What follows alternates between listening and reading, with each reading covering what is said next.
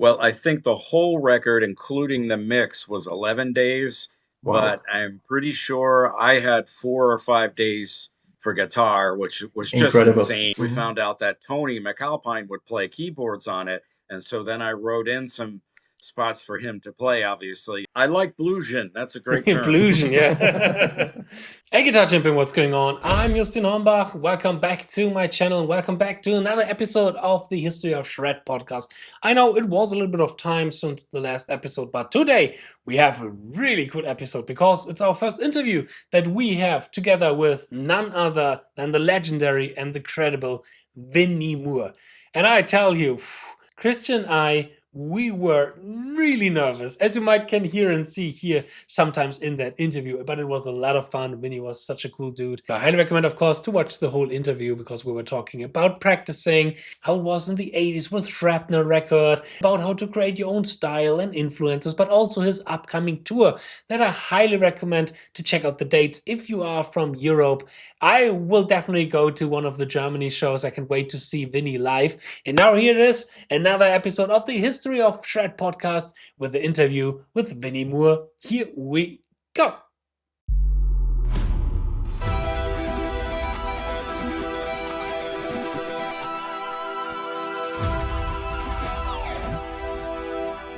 All right.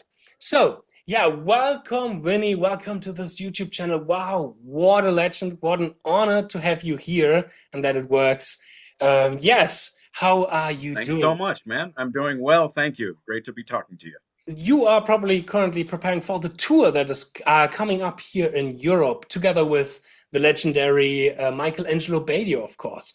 And there, we first wanted to talk a little bit. Okay, how did this happen? I mean, you and Michelangelo, you had like a history in the past with Dean guitars, playing both Dean guitars, and maybe even longer since that time in the 2000s. So, how did this tour come together?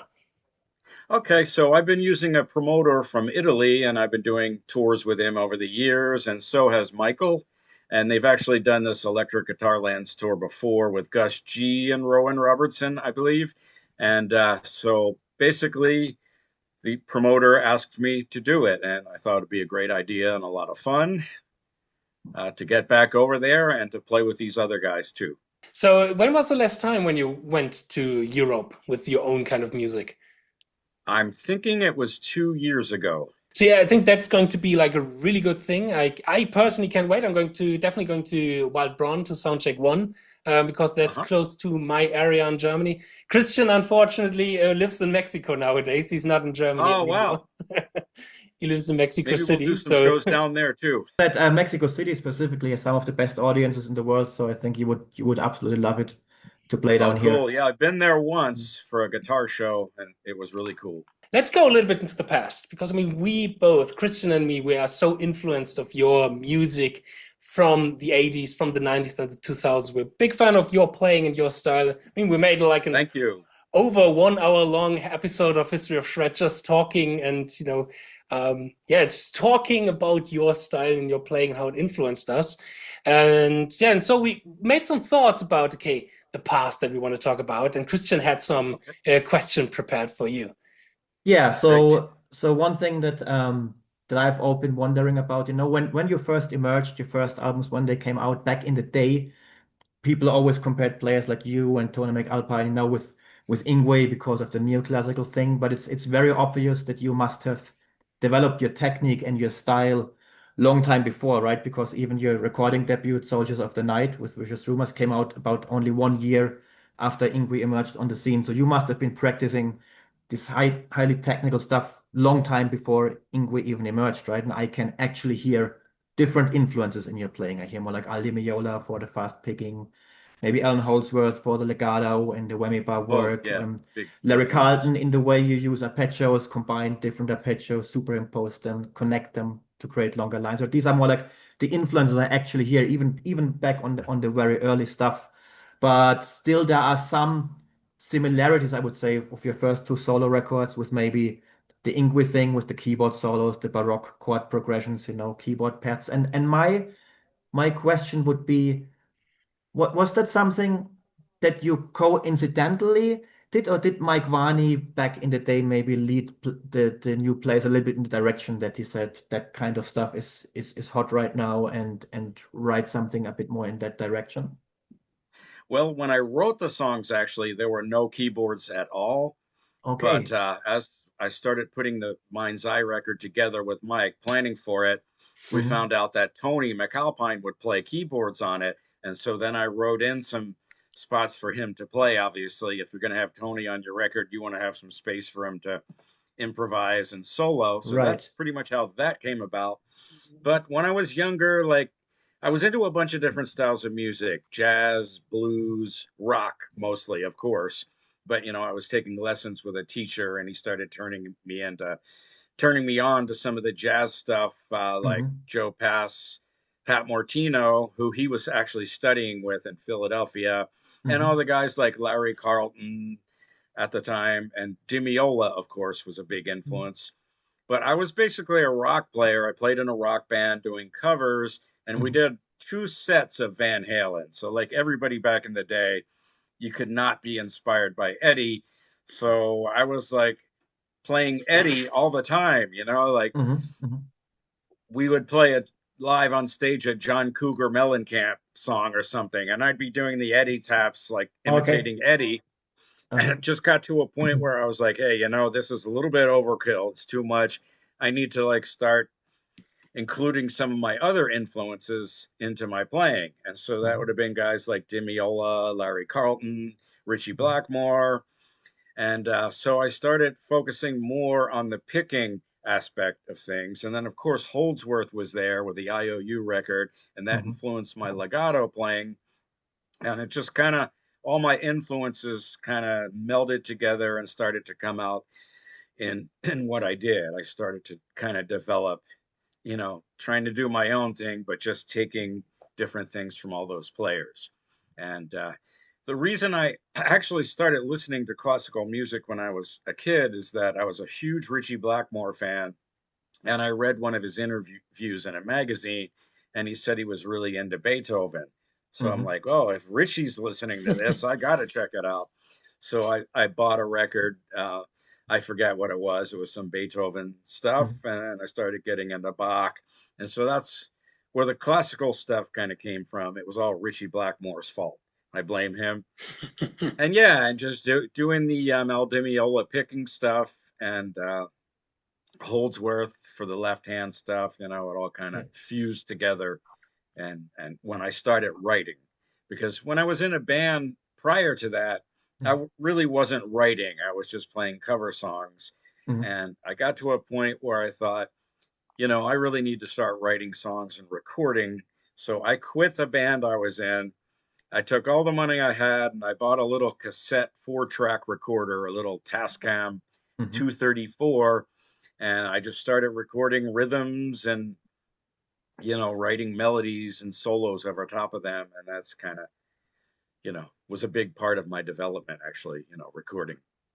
Oh, And awesome. are these like the demos that you had sent to Mike Varney? Some of them ended up being the demos I Uh-huh. sent to him, but also like even before that, I would sit in my bedroom and I had this cheap little tape recorder with one speaker, and I would just make up rhythms so I could practice improvising over top of those rhythms. Hmm. And so maybe I had a couple, two, three, four different ideas, and I just hit play and I'd practice, over and over.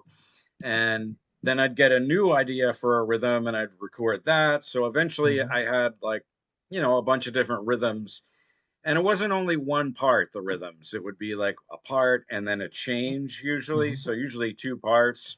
And I just started practicing my improvising. And that's kind of how I learned to improvise, is just by playing over these rhythms I created.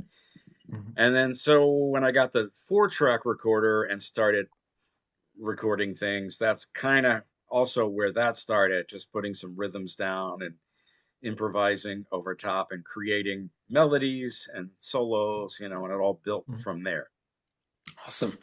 One thing that, or one aspect that I always love from, this kind of era of music and rock and metal, instrumental guitar music is like the whole scene, the whole connection between those musicians, and especially with this kind of Shrapnel record as everything above it. Because I mean, I'm born 1990, so I've never seen even something from those years. I'm coming watch later. But were there already a connection to some, for example, Tony or like Joey Tafolla or some of these players before all the Shrapnel thing happened, or was it bound together by the work with Mike Varney? It was kind of bound together by the work with Shrapnel. I mean, we were scattered all over the country, far away, and I didn't know any of those guys until they started recording with Mike as well. I know you had a long-going friendship with Tony McAlpine, right? With him playing on your first solo record, and then again, he played with you later on the Maze album, and you Yes. did a couple of tours together. But so it was basically Mike Varney who put you guys in touch. It wasn't like you guys have been friends before that. No, I didn't know Tony before, and I had met Tommy Aldridge, I think, at a drum clinic, Hmm. and I hadn't met Andy West. So Mike kind of was executive producer and sort of put the whole thing together. Uh-huh. Yeah, that's pretty And much is it true how it that worked. the Mind's Eye record was recorded within like 4 or 5 days, or like a really, really short time, like compared to nowadays standards?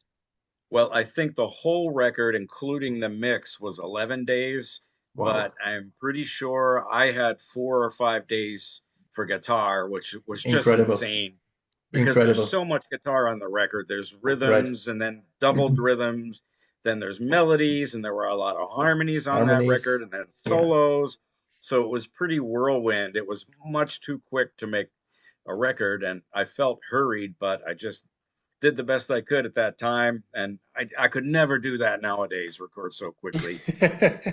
Yeah, because nowadays we're used so much, right, to the modern recording technologies. And nowadays it's so easy, to just redo something. I mean, I could not imagine what it must be like to record under that pressure and like, oh, you have 4 days to do all that stuff. And A lot of pressure, and I'm from the East Coast, so I flew out to the West Coast to do that record, so that there's like a 3 hour time difference, and have always been on a day schedule, and Mhm. Mike worked overnight. So we'd be in the studio until 4 o'clock in the morning, which was like 7 o'clock in the morning for me. And I Mhm. just remember sometimes being so tired, but like, I gotta get this going, man. I gotta do this. Mhm. Crazy, crazy. And then, under these circumstances, understanding, okay, wow, this kind of great record was created under these situations, such an influential record for instrumental guitar and one of the best Yeah. playing that we've heard. So really props to you. That's incredible. That's really incredible. Thank you very much. Now, for the second record, Time Odyssey, you shifted the label a little bit and you went to the label from that Tony created, or like there are rumors that you and Tony even created together. That Squonk record, I believe, was the name.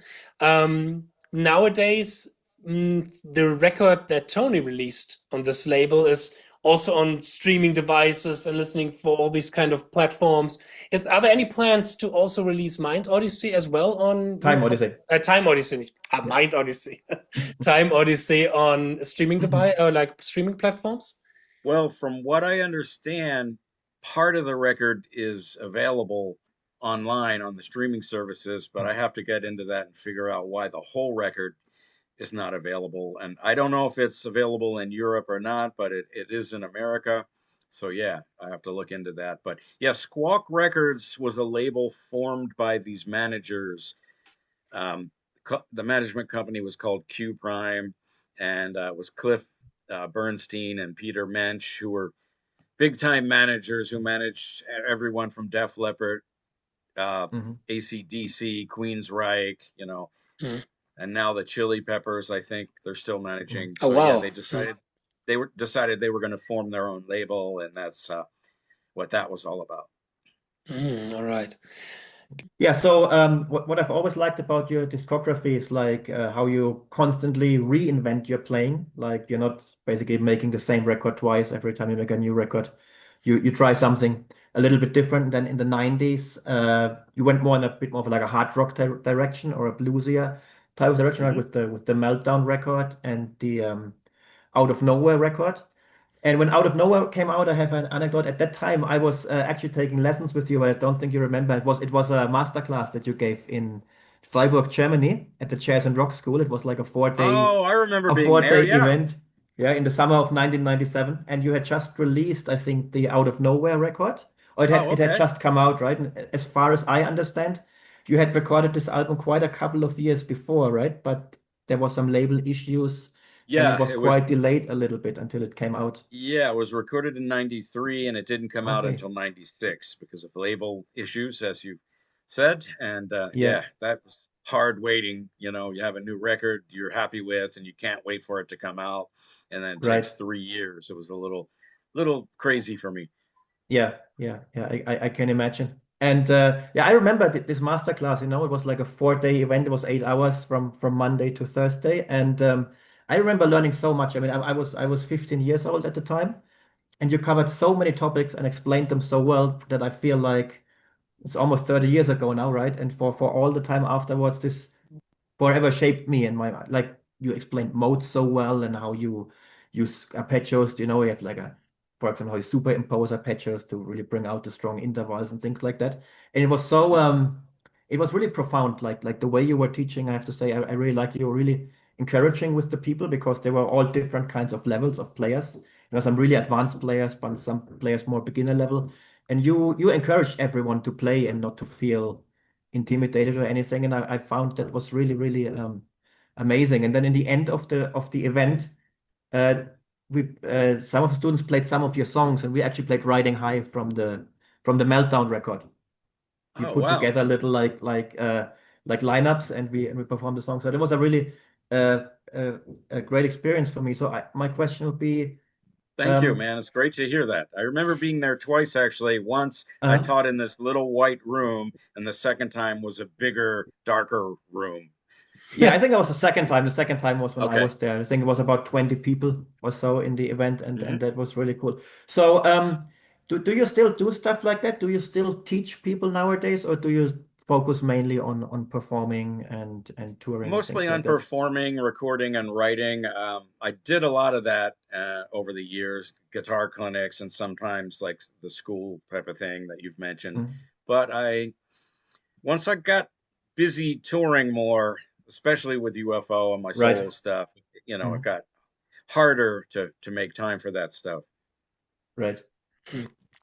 So Christian already mentioned that you are changing or you have changed your style a little bit in the past, going into the more kind of rock and rock and blues kind of side, and also a little bit fusion and progressive with the Maze, for example. What would you say, what were your influences then around the 90s or like 2000 that lead you into this kind of direction, musical wise? I I like bluesion. That's a great term. Bluesion, yeah. Um, it's weird. The blues was an influence on me from the first time I started playing guitar. So that was kind of there before the so-called neoclassical stuff, actually. Right. But I just didn't do anything like that on the first couple records. So really, by the time I got to Meltdown, it was just more of my influences coming out. And I've changed it up over the years, probably because I get bored a lot, and I don't want to make the same record over and over again. That would just be boring for me. And I like to explore and learn and, find new things when I'm writing songs. So that's pretty much, what I'm all about. I just like to explore and be inspired and let all the influences uh, come out. That's why I say on some of my records, like stylistically, they can be a little bit all over the place, but I like that instead of just like headed in one particular narrow direction. It makes it or it keeps it interesting and it keeps it fresh, definitely. Are there any kind of current musical new genres that inspires you or that you currently like to check out? Any new kind of stuff that you are exploring? Yeah, I'm only into AI music now. Just joking. Yeah. I try to listen to a bunch of different things, but uh geez, off the top of my head, I can't think of anything. It's weird. Like for a while there, I started getting into some techno music, like the Crystal Method and Prodigy, and I think some of that showed up in my playing on the what record was that? Out of Nowhere. Yeah. Mm-hmm. Interesting, No, yeah. not Out of Nowhere. I'm sorry. I don't even know my own records. Wasn't Aerial Visions. Oh, To To the the Core. core. To To the the Core. core, yeah, yeah, yeah. Yeah, exactly. Yeah. To the core, that was a great record also. It really shows a lot of the lyrical thing that you're doing, it's some really, really nice, interesting Thank lines, you. like how you combine arpeggios and things like that. It's when you're doing solos on your albums, because I know live you like to improvise a lot, especially with UFO, right? You had these very long improvisation spots in some of the songs. When you're recording, is how much of it is actually improvised versus like planned out stuff that you're playing? It kind of happens both ways for me. I like when it's just totally improvised and, it's because it's a lot less work and I'm done. And Mhm. so usually I start out by improvising. And sometimes I'll get a full take, or maybe I like the first half and I come in from the second half and, Mhm. play from there. And then I also get into this kind of thing where I'm thinking a phrase at a time. Like, okay, here's a Mhm. phrase. Where am I going to go from there? And it's more thinking. And okay, I'll try this. No, I don't like that. Let me try this. And so there were times when it's more composed where I just kind of build it a little bit at a time, so Right. it's more cerebral, more thinking.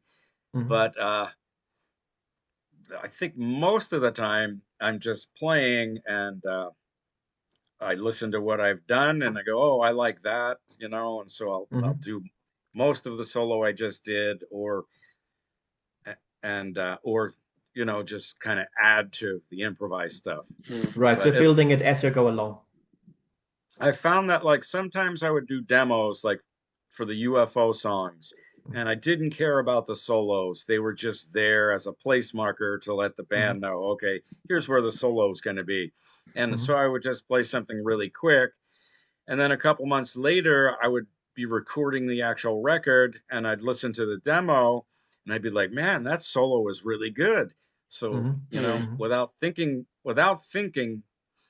sometimes you can come up with something really good. Overthinking can be the enemy. And sometimes I Right. kind of get drawn into that vortex of overthinking, but I don't like to Mhm. do that. I prefer to do more improvisation Yeah. actually. Mhm. But Is yeah, so I'd learn the solo that I just kind of did in 5 minutes, or a big part of it, and then maybe change a few things here and there. Mhm. is this maybe one of the reasons why the first song from the first record that you did with UFO, When Daylight Goes to Town, has this segment of riding high from the Meltdown record, where you have basically the main melody also included into that song? Is that maybe one of those reasons, or was that intentional that the guys from UFO said, okay, hey, we really like this melody, let's put that in one of our songs? Yeah, it was intentional. What happened is I sent Phil a bunch of my songs. So I heard he was looking for a guitar player, I sent some of my music.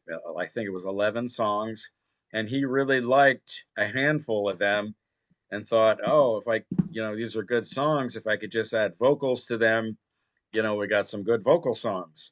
Mhm. So I was a little apprehensive at first because I thought everybody's going to know they're from my solo records.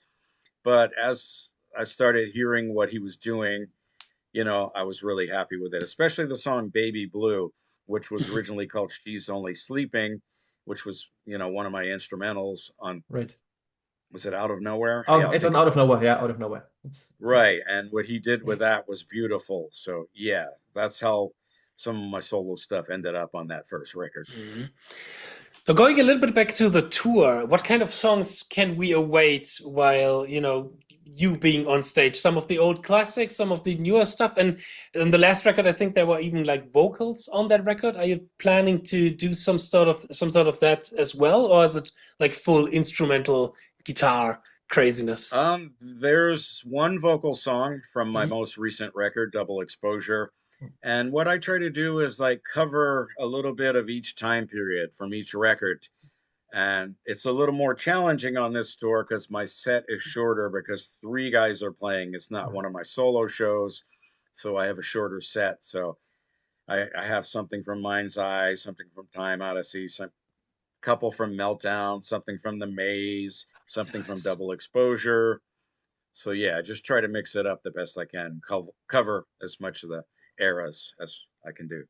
Awesome, awesome. I really can't wait to finally see you live for the first time. I haven't seen you before, so really, really can't wait for that. Maybe let's go to the end, a little bit about one of my favorite topics and one of the topics that I discuss here a lot on this channel, which is practicing guitar as well, like preparing for these kind of things. And one thing that I love to ask the people that I'm interviewing is, how would you say has your practice philosophy, method, or routine changed over the years? Are there any things where you would say, okay, you're practicing right now the same way like you had practiced, when you were like 14, 15 years old in your bedroom playing? Or would you say, okay, there are some severe differences in how you practice nowadays compared to the past? Well, it's actually a lot different now. Back in those days, I would work on picking exercises, I would work on legato techniques, and it was more of a formal practice. And then there would be like blocks of time where I would just kind of noodle around and improvise as well, try to come up with new licks or new song ideas, new riffs. And now, I'm not like really doing the exercises like the picking or the left hand. I just kind of noodle around on the guitar, try to play a new lick, even more importantly, come up with an idea for a song. And I have no direction when I sit down to play. I just pick it up and go with it, start playing, and hopefully that leads to something new, whether it be a song, a lick, whatever. Mm-hmm. Yeah, understandable. I mean, after such a long time, a period, practicing with a plan, focus, I think it's super, super important at a certain point. Just let the creativity flow and let's just playing around and noodling around. Yeah. Yeah, it's more of the creativity thing. Right. I heard Michael Schenker say once in interviews, like if you spend too much time just on the formal practicing, you might even lose a little bit of the more playful or creative kind of aspect, right, of the playing, because it might get a little bit stiff or something like that. Yeah, so in the beginning there's a balance of those two things. And now, as I said, just kind of being more creative. And I've been into the guitar thing now for about 30 years, 33 years that I've been playing, and I started in the 90s, when guitar was not, or at least the virtuoso stuff was not very popular. Now it was kind of the grunge era, and it was no solos. Exactly. And it was exactly the time when I discovered players like you and 𝗏𝗏𝗏𝗏𝗏 and the whole shrapnel thing. And then from there on, reading your interviews, getting back into your influences, right? Checking out Holdsworth and Di Meola, and kind of like had this whole thing built up, but in a time when it was not very popular, actually. And then this changed again a little bit, I feel. And nowadays, it seems like guitar is quite popular nowadays with especially social media, with the YouTube, with the Instagram. How do you feel about today's scene? Are you following any recent players, or are you up to date with the whole social media guitar thing, or what are your feelings about that? Yeah, I follow some stuff a little bit. But yeah, playing guitar has gotten cool again, and there's a whole new batch of people that are playing, which is great, so the legacy is kind of carried on. It did get scary for a while in the 90s where soloing was uncool, and it was kind of uncool to be proficient on your instrument. So it's good to see it turn around again. And some of the new guys, I don't know if they're actually new, but Ron Thal has always been great, and Guthrie Govan and Matteo Mancuso, of course, is a monster. Oh, really? Yeah. Incredible. So yeah, it's good to see that guitar is still going somewhere new, and that people are playing their asses off. Right. Awesome. Maybe as the last question, is there anything that you would give as an advice for young and aspiring guitar players? Anything where you would say, okay, when you start playing right now, or you are sitting right now in front of YouTube watching this interview, having a guitar in your hand, practicing, what kind of advice would you give those young kids?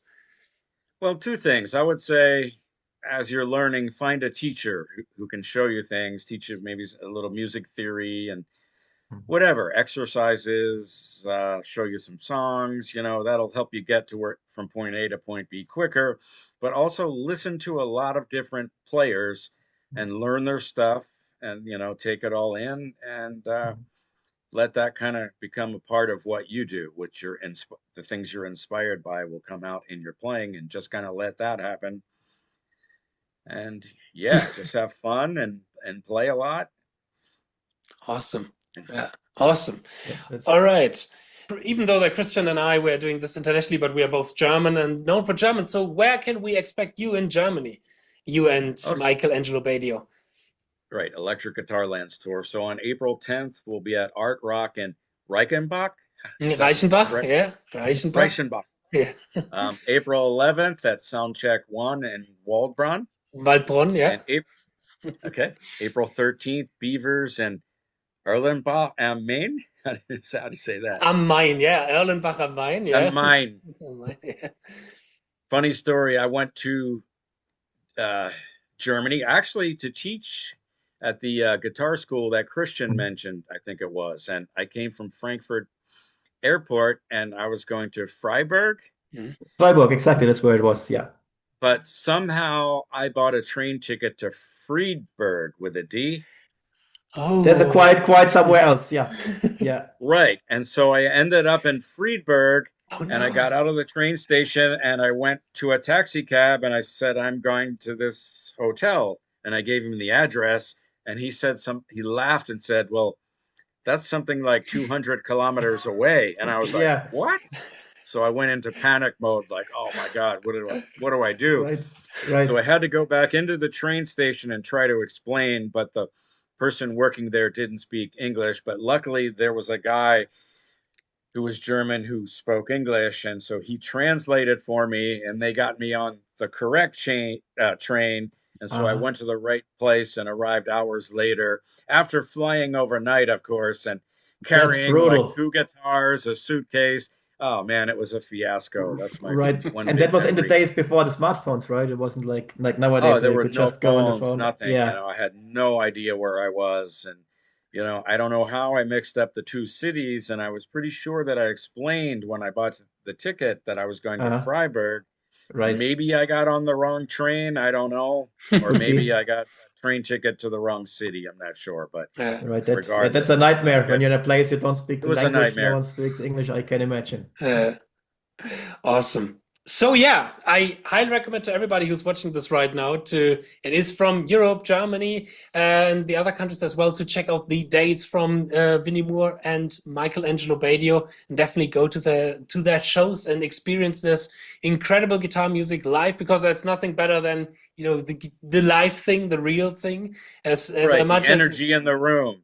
Absolutely. As much as I love social media and all this kind of things, but live, nothing beats live music. Yeah. One question that I have: are you guys each bringing their own rhythm section, or are you sharing like a rhythm section with the same bass player and drummer? I believe we're sharing the rhythm section. I'm playing with guys from Italy that I've played with on my last 5 or 6 tours over there that are really good and already know my songs. Right. And I believe they're also playing with Rowan and Michael. And of course, there's a singer that's going to be there as well from Italy that's going to be singing some Dio songs with Rowan and a song from one of my records. And I'm not sure what Michael's doing yet, actually. I'll find out.